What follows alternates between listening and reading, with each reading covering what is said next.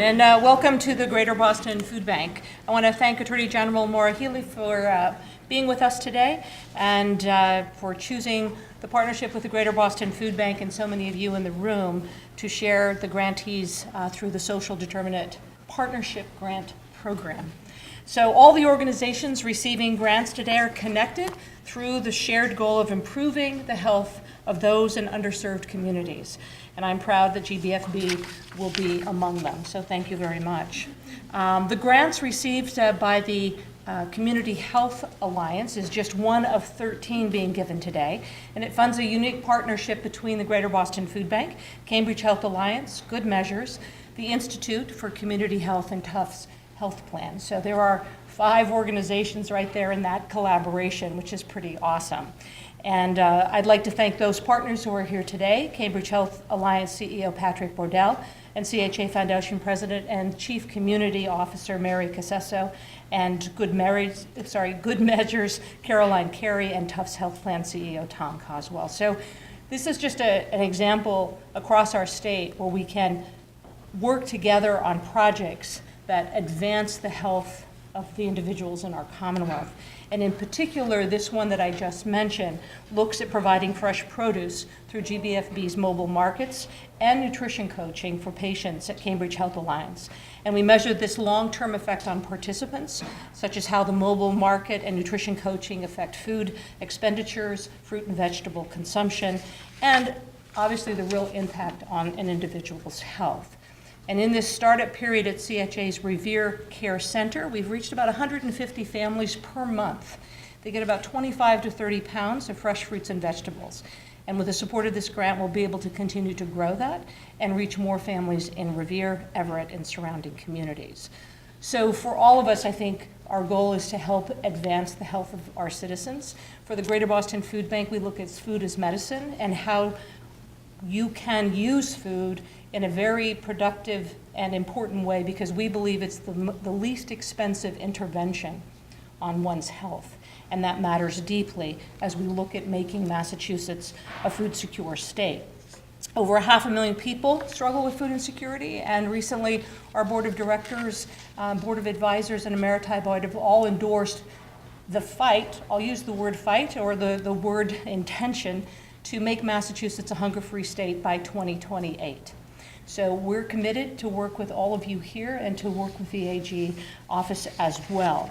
And to get there, we think these cross-functional grants are deeply important because we're a state where we can do this. We're a state where no one should be hungry. We're a state where there's plenty of resources. And in such as I introduce to you our AG, I want to thank you, Maura, for protecting all of us in so many ways. And this is another example, food security, to be secure in the food that we have and in the health resources that we have. So I welcome you in your announcement, but I also want to thank you for your leadership in ensuring that we are secure across our Commonwealth in all ways, and including health. Thank you.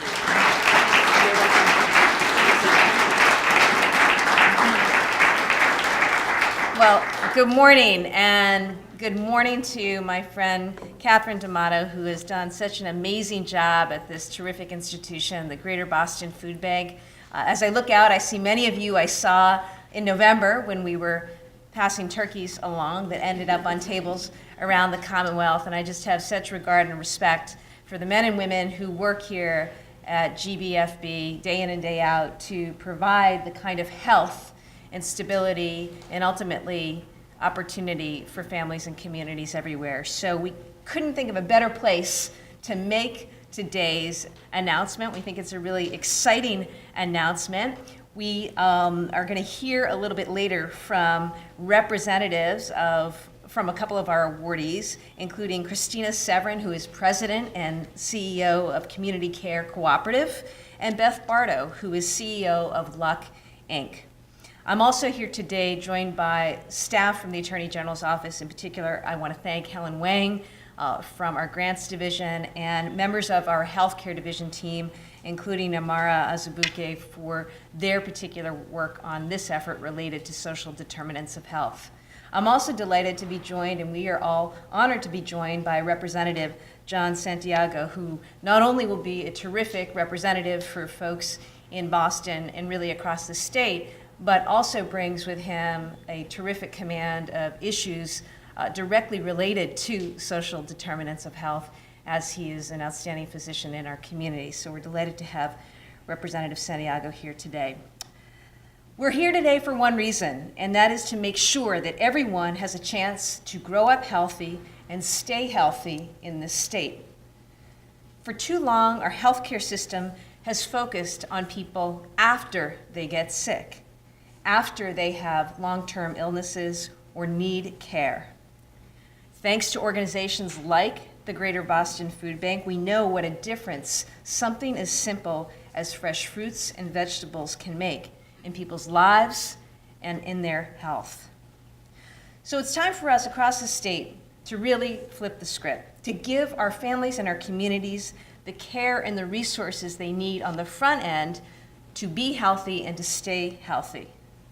Today, I am honored to announce $3 million in funding from my office to promote those efforts across this state through 13 worthy partnerships. And I'm delighted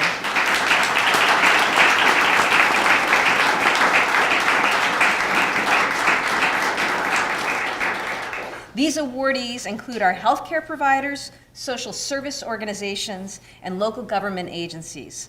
They operate programs everywhere from New Bedford to Lowell and Boston to Pittsfield. Each one is leading organizations and efforts in their field and in their communities. They've been making a concrete difference in so many ways, and we want to support the expansion of their critical work, from addressing chronic homelessness to prenatal care.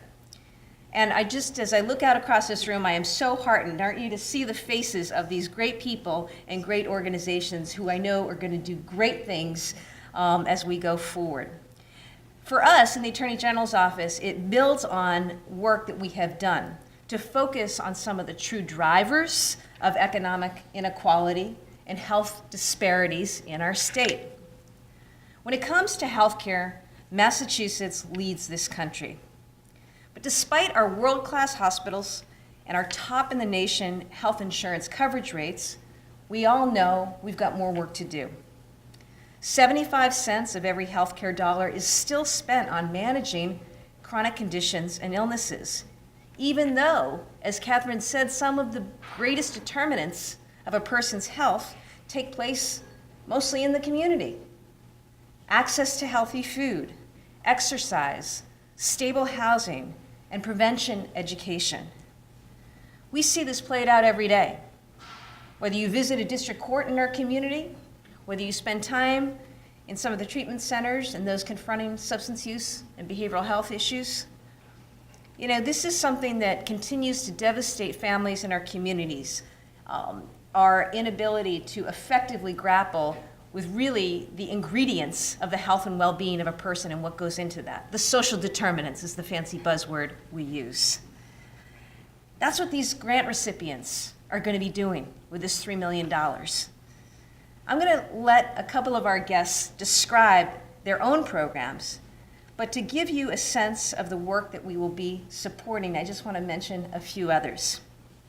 Take the YMCA of Metro North and the Lynn Community Health Center, who are launching a pilot program to help provide resources to those recovering from drug and alcohol use and their families with evidence-based programming and resources.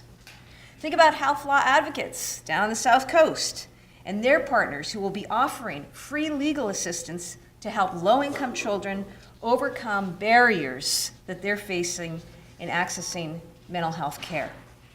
I think about Health Care Without Walls right here in Boston, who will be providing pre- and postnatal care to homeless women and new mothers, supporting some of the most vulnerable among us. The point here, folks, is that we can lead the way here in Massachusetts, as we've done time and time again. And the nice thing, as Catherine notes, we're a state where we can work together and get it done. We're blessed to live in a community and in a state with the most compassionate and hardest working people anywhere. And when we work together, I know there's nothing we can't achieve. So thank you. And now I'd like to turn it over to Christina Severin.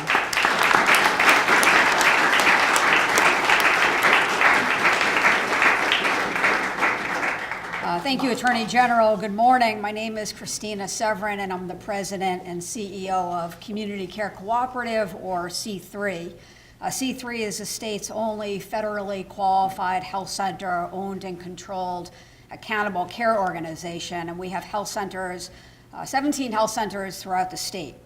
From its formation, C3's greatest aspiration has been around addressing health-related social needs of our members and supporting the work of our health centers in the communities that they serve throughout the Commonwealth. I'm delighted that our progressive Attorney General shares our passion for the importance of addressing social determinants of health, and of course, we appreciate her enthusiasm for our project. I'm also thrilled that this grant award will enable us to work with 3 incredible partners with a long and respected track record for their work in the community: the Boston Public Health Commission, the Boston Housing Authority, and MLBP. Together, we've worked to create a new program called Upstreaming Housing for Health, interdisciplinary support for pregnant women and newborns, to improve health outcomes and reduce disparities by stabilizing housing for pregnant women and their newborns.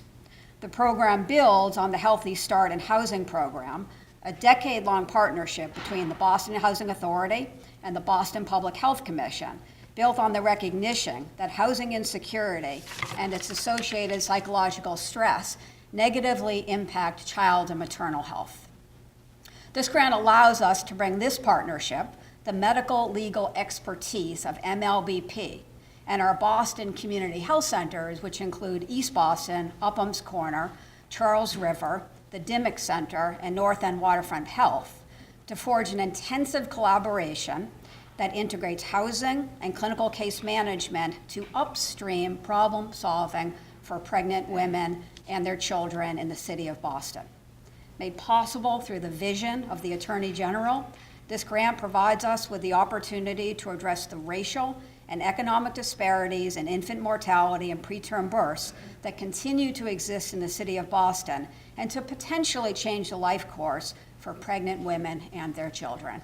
And we couldn't be more thrilled. Thank you. Thank you, Christina. And now you'll hear from Beth Bardo.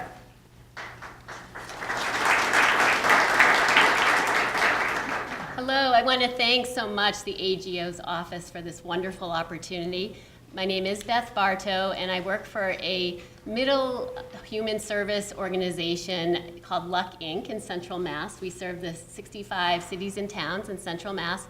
Started back in 1970 as just a 1-800 hotline to whatever the community needs, and now we've really grown to grassroots, helping children, families, and adults with behavioral health, substance abuse, housing issues in our nice community. And what I'd like to share is actually we started a pilot about 1 year ago with a Health Alliance hospital in Leominster, which is a UMass hospital, and really thought to take on the opioid crisis maybe in a little bit of a different stance by looking at the family system. So what we ended up doing is really targeting 2 different populations. So young adults and their parents who are struggling to figure out, what do I do with my 18, 19, 20-year-olds who are struggling with addiction, and also with family members who have children who are adults who may have a risk of losing their children because of their addiction. So we've been really thrilled. So not only are we working with Health Alliance through that partnership, but also have received many referrals from the Department of Children and Families in Central Mass to figure out how can we repair many ruptured relationships, as many of you know, that happen through addiction.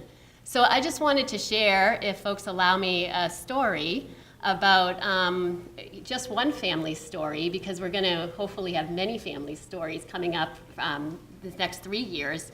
But we actually had 3 generations of impact on the addiction for a family. And we had a wonderful grandparent who stepped up, as many of our aunts, uncles, grandparents, child-specific people around the state have, on this very difficult addiction issue we have in the state, and took in her granddaughter. And for many years, the parent that we worked with struggled with recovery, in and out, at different stages of change. But one of the things we discovered when our recovery coach really reached out to her was that no one had really talked to her mom or her daughter about addiction and what was going on. And there was almost a code of silence in the family about something that really needs to be speakable so we can get it on the table. And so what our unique program does is it has a clinician, and it also has a coach who's been there and really helps the person in addiction figure out, how do I navigate my social environment? How can I improve my world? And what these folks did is they met with everybody, sometimes individually. They met with the grandmom. They met with the 14-year-old kiddo. They met with those two together. They met with the person recovering, and then they brought them all together to make it speakable in a safe, structured way. And what we saw was something pretty beautiful. It was really speaking the unspeakable. So we're really excited to actually do this again, do this more with many families in Central Mass and make a difference. So I just want to thank everybody for that, our grant writing team, Paul Charette, who's our Director of Behavioral Health Services, and I also want to thank all the grantees. What wonderful work you're doing, and I can't wait to hear. So thank you.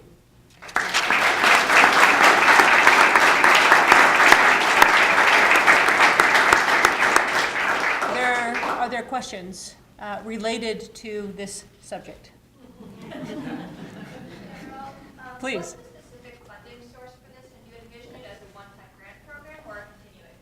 You know, from time to time, the Attorney General's office has used settlement funds and used them, applied them in this manner, in this form of relief. We think it's an effective way to use some of those monies recovered, and these come from settlements obtained through investigation and enforcement actions brought by my healthcare division. I hope that going forward we'll have more funding. As I say, I think this is a tremendous use of resources because it brings together also an opportunity to create synergies among today's recipients, for those throughout the healthcare system to find ways to partner and work together, not just in the greater Boston area, though the needs are great, but across the entire state. And that is something that I've really tried to drive out of the Attorney General's office, this idea that we can work together, we can harness resources, and when we do that, when we work together collectively, collaboratively, with all stakeholders at the table, the results are really, really tremendous. And I think in this time right now, where there is need out there, where there is vulnerability, where there is a federal government, where we don't know exactly what is going to happen in terms of some of the resources that so many of the vulnerable among us rely on, our ability to step up and to step forward and once again lead as a state is all the more imperative, and that is why I am so heartened and optimistic and hopeful in making this announcement here today, and look forward to the benefits that will redound to so many people as a result of our continued collaboration and partnership.